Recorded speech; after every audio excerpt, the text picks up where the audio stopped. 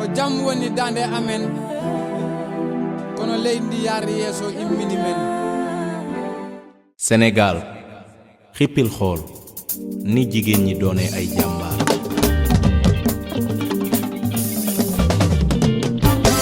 yéen jigéenu réew mi jàngeen jëf ni gàcce ngàllama. Les femmes sénégalaises, particulièrement la femme du Fouladou, s'engagent de plus en plus dans la lutte pour une égalité de genre et une autonomisation. Mesdames et messieurs, bienvenue dans l'actualité au Fouladou. Nous sommes venus à la rencontre d'une très grande dame, une personnalité, une femme battante, dynamique, très engagée qui accompagne les femmes du Fouladou à s'engager et être autonomes. Cette femme n'est personne d'autre que Madame Aminata Diallo Souaré. Et cette rencontre entre dans le cadre de la journée internationale dédiée aux femmes le 8 mars. Cette année, le thème choisi au Sénégal, les femmes et les filles, droit, égalité et autonomisation au cœur de la vision 2050. Les femmes accompagnent et mobilisent les communautés. Mesdames et messieurs, la dame que nous avons venu rencontrer est connue presque par les Coldois. Ce qu'on doit faire, c'est aller la rencontrer et c'est une surprise. Amzogos, est-ce qu'on peut entrer?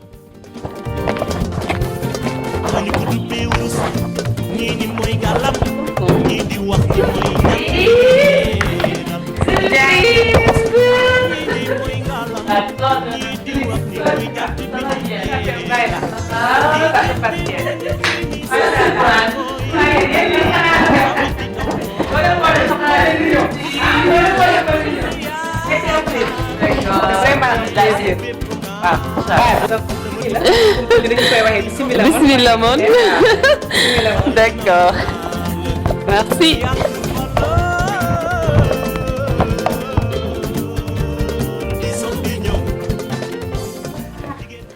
Merci beaucoup de nous avoir reçus chez vous.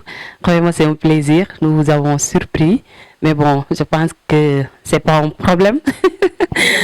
D'accord. Bonne surprise.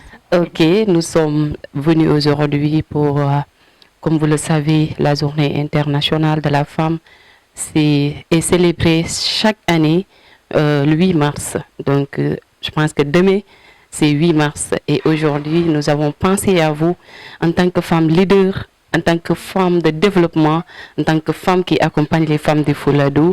Nous avons dit pourquoi pas ne pas venir chez vous, vous surprendre pour qu'on puisse parler de notre chère région, qu'on puisse parler des femmes du Fouladou. Donc, on vous laisse se présenter, Madame Souaré. Donc, merci beaucoup, Diary Balde. Je pense que c'est un honneur et un grand plaisir de vous recevoir chez moi.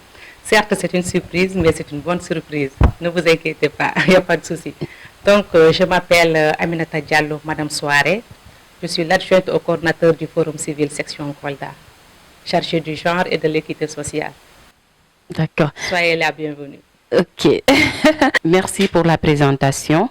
Donc, comme je viens de vous le dire tout à l'heure, nous sommes là pour la journée internationale de la femme qui est le 8 mars, célébrée par les femmes du monde, si on peut le dire.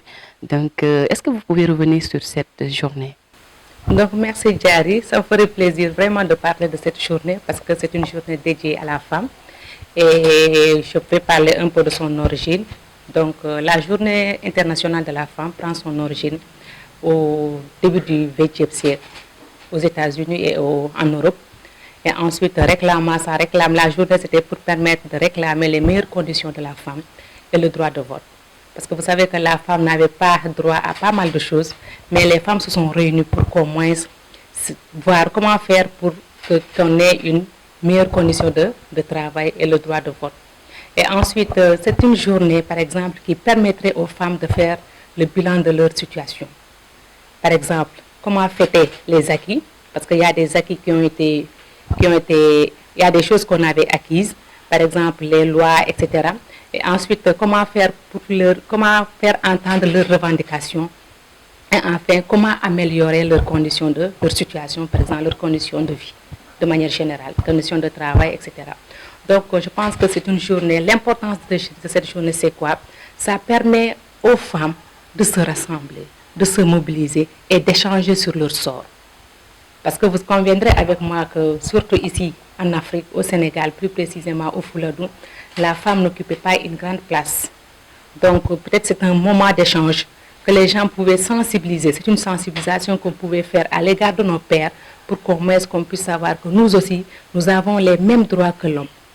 Donc, d'où l'importance de cette journée, de la célébration de cette journée. Est-ce que les femmes de Fouladou connaissent cette journée?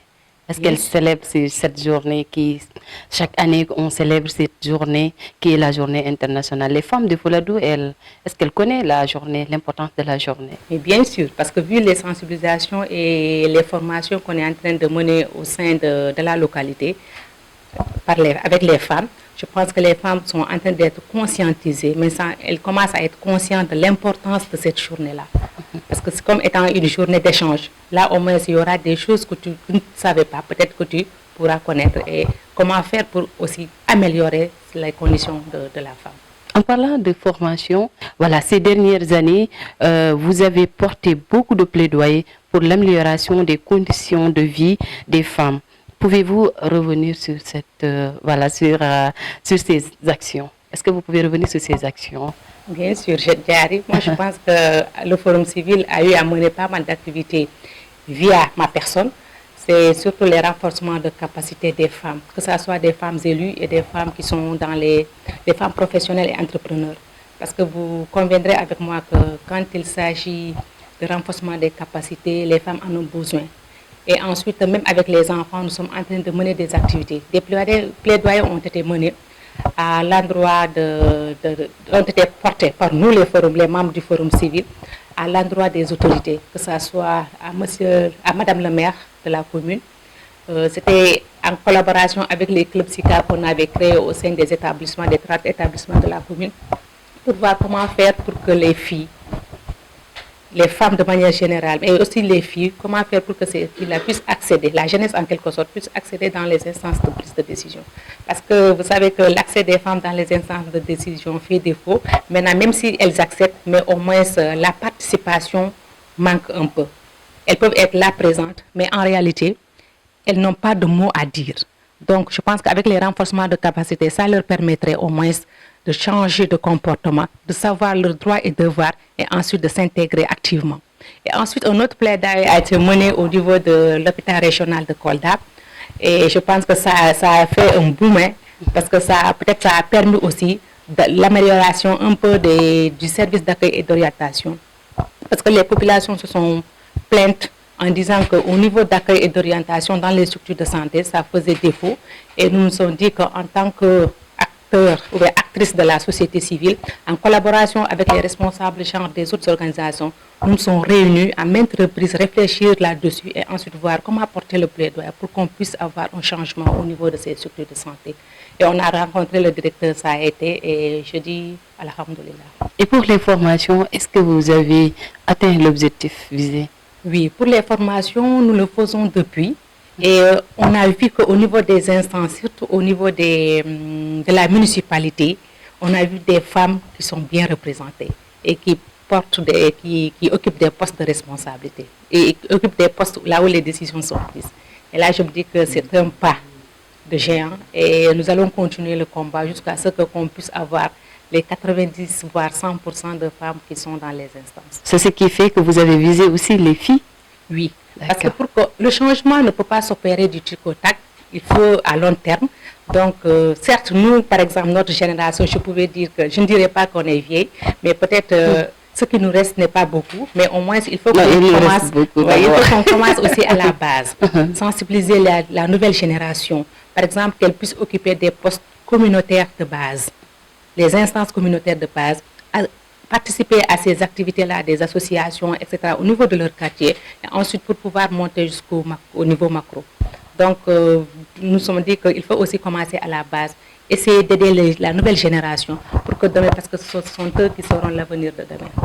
Voilà, ce sont elles qui seront l'avenir de demain. Quel est votre avis, quand vous venez de parler de formation, pousser les femmes à avoir le courage, voilà, de participer aux instances de décision? Donc, Ma question est, quel est votre avis sur la participation des femmes dans les instances de décision? À Fouladou, nous avons nos réalités. Nous avons nos pesanteurs socio-culturels qui freinent un peu. Le poids familial, ça freine. Et ensuite, les violences basées sur le genre. Donc, il y a pas mal de facteurs qui freinent un peu la participation des femmes dans les instances. Peut-être avec les formations que nous sommes en train de mener avec elles. Et ensuite, les sensibilisations à la base. Parce que juste après la formation, nous descendons sur le terrain pour faire des sensibilisations, c'est-à-dire des multiplications. Nous essayons de faire des restitutions. Nous essayons de démultiplier ce que nous avons fait avec les femmes leaders au sein de leur quartier. Donc, on le fait dans les 15 quartiers de la commune pour démultiplier, élargir un peu l'information.